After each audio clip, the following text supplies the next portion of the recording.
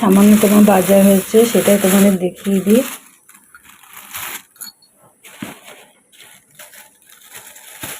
দেখো চিচিঙ্গা,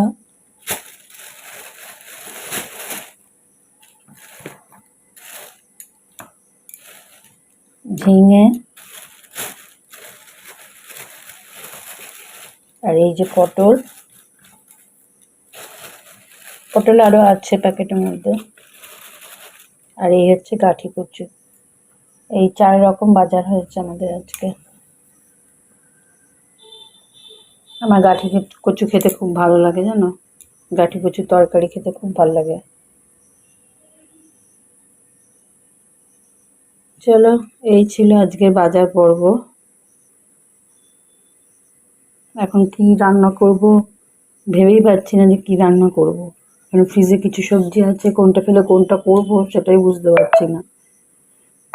চলো ভেবে দেখি কি রান্না করা যায়।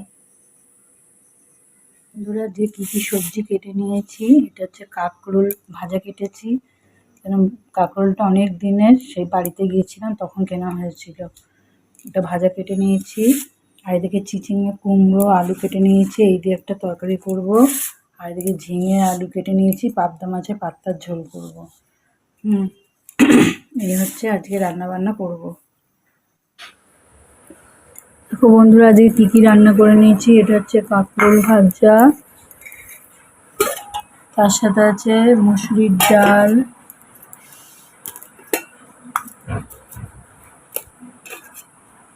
এই হচ্ছে চিচিঙ্গা, কুমড়ো, আলু দিয়ে তরকারি, আর ঝিঙে আলু দিয়ে পাবদা মাছের পাতলা ঝোল।